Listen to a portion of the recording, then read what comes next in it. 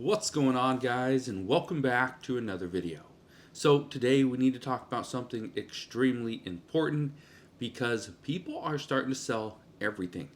They don't want anything. They're trying to get rid of any asset that they have so that they can pay off their bills.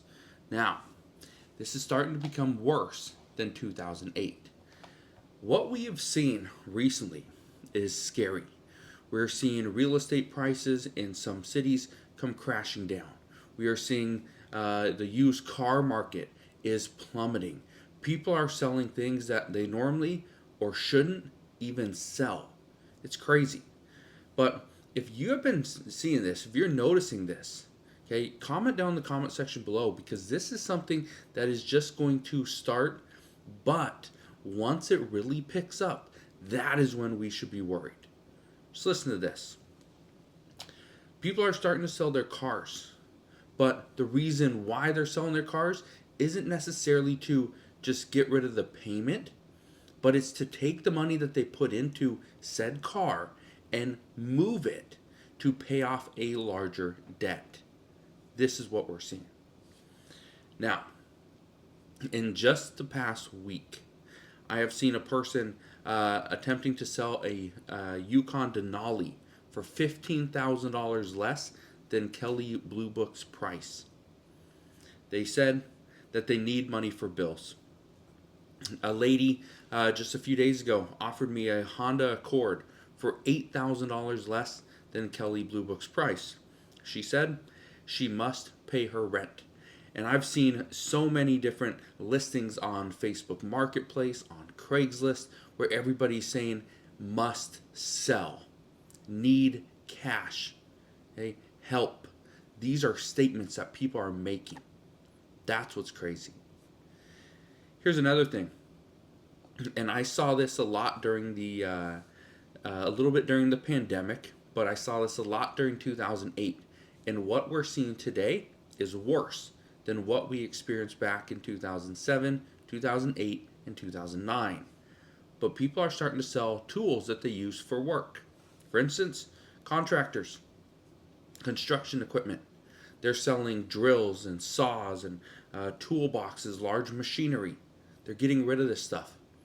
I saw a little dozer, a smaller. I'm not a contractor. I don't know all the machinery terms, but it was a dozer.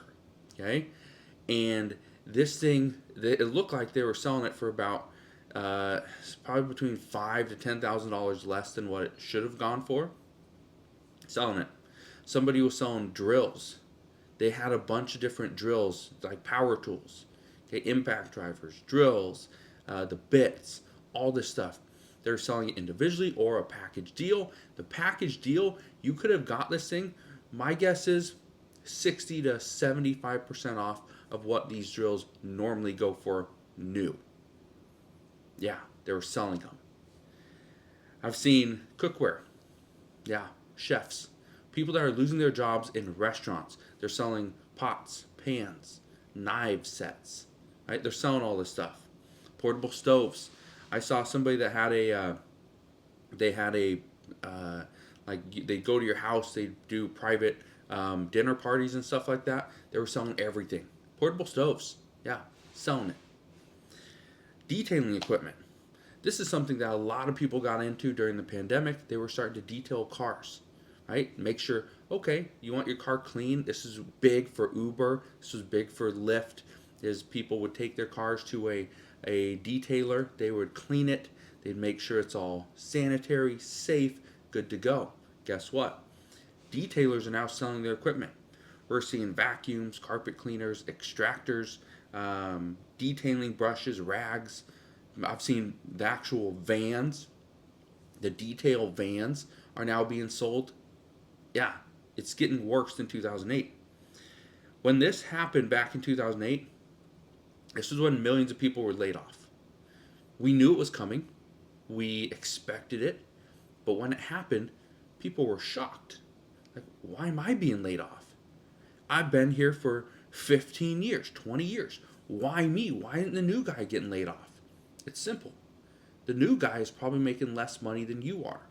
So, How does the company save a little bit? How do they continue to run their operation without breaking the bank? They keep the new guy. They hire the people that have been there for 15 years that have seniority. They get rid of them, get rid of their high salaries, and then they bring everything down. Simple. We saw it back in 2008. We are seeing it again today. Now, you can tell when things are bad. And here's how you tell. Go to Facebook Marketplace. Go to Craigslist. Go to eBay. And you're going to see people are listing used items. They're trying to get rid of it. Okay? The amount of yard sales I've seen just in the past few weeks is insane. And the reason why I say it's insane is because there are yard sales on every single street. People are trying to get rid of items that they don't use, don't want, because they need cash. They need money. Again, this is getting worse than 2008. Here's another one. This one's scary. I have a friend who's a bullion trader. Okay? And he trades and he buys and sells gold and silver. This is something that he does. He buys and sells physical gold and physical silver.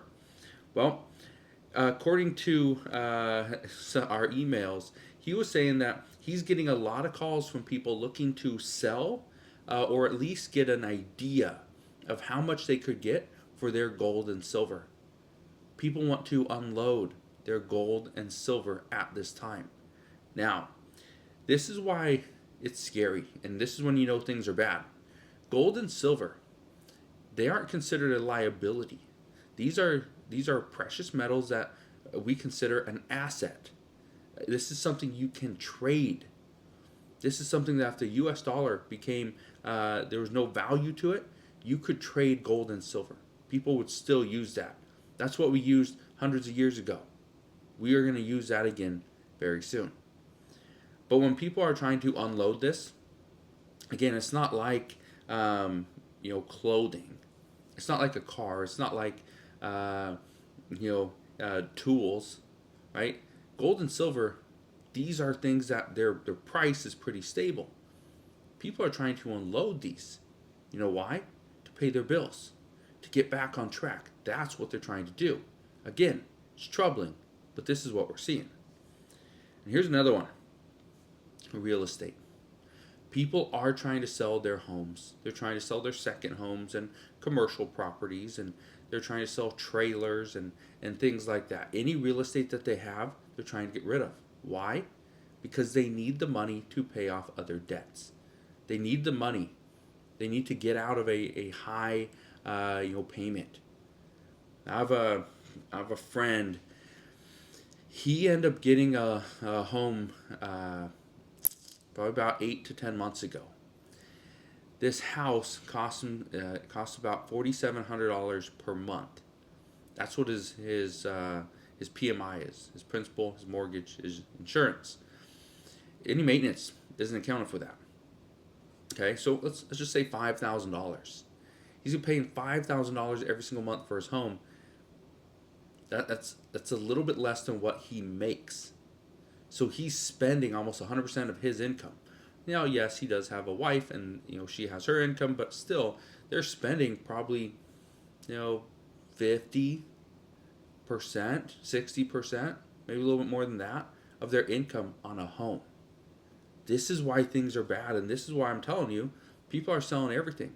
They're trying to get out of debt. They're trying to get out of these commitments that they put themselves in. And it's starting to turn into a massive issue. So, the reason why I'm bringing this to your attention now is simple. When we see this happen, when we see people begin to sell everything that they have and try to just get out of it, what happens is it crashes the market. So if you're selling tools, you're selling clothing, you're selling cars, you're selling real estate, what happens is when people sell things, it brings the market down. Here's the issue.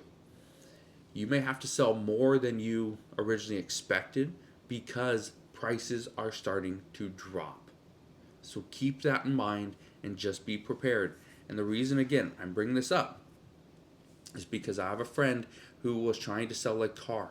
He was trying to sell it at market value. It didn't sell. So he dropped it, again, to market value. But again, the market keeps changing. So he was selling it here, didn't sell, dropped it down, thought he was giving people a deal. No, the market dropped with him. They dropped with him and dropped with him. You may have to sell things for less than you are anticipating you're going to sell it for. But again, think about the end result. Think about the end goal. Paying off debt, putting money into your pocket, paying for food, right?